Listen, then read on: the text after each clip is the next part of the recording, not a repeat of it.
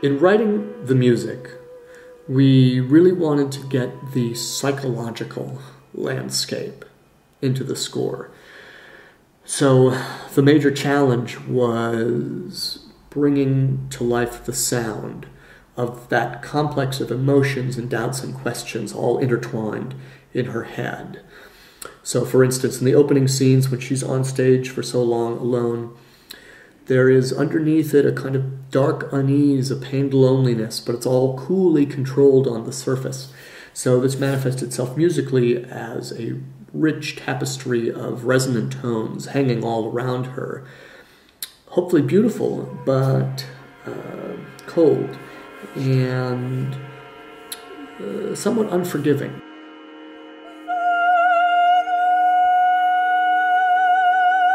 And then as the story goes on, the score opens up to different places, but in general, it really follows the internal state of the characters rather than following the external events or any particular lines of text.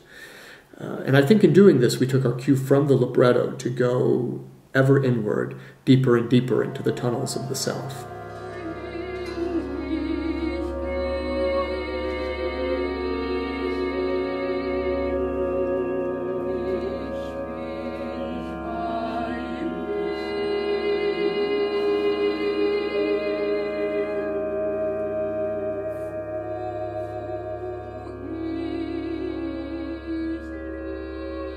And then there are more traditional aspects to the score as well. The first thing we had to compose, in fact, was a pair of songs that appear in the libretto, which are referred to as though they come from music history.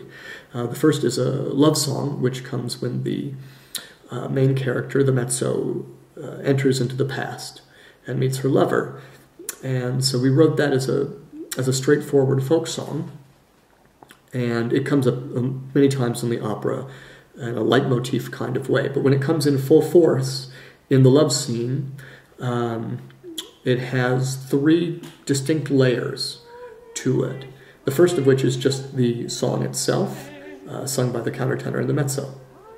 Now the second layer is a wash of floating echoes, and that serves to create a kind of a distance between us and that source, a temporal and a spatial distance.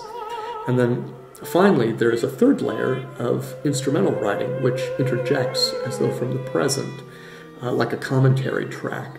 And I think these three distinct layers serve to keep us torn between the mezzo's multiple selves and multiple realities.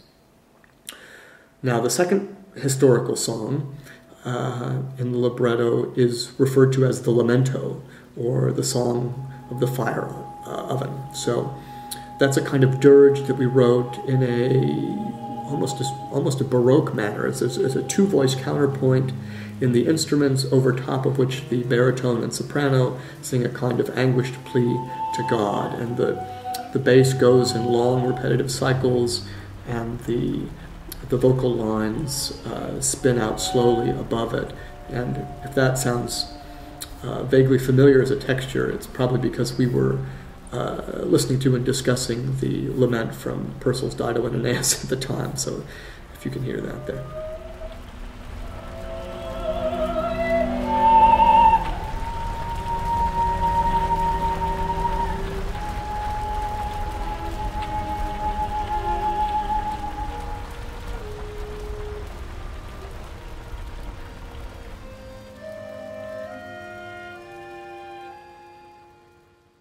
I guess the last thing to say is that this is really going to be a brand new piece. It's a completely different production than the one that was done in Germany for German audiences. And what Copland and Juventas have done so beautifully is to really reconsider the story and to focus the themes in a way that is going to be really relevant and current for an American audience.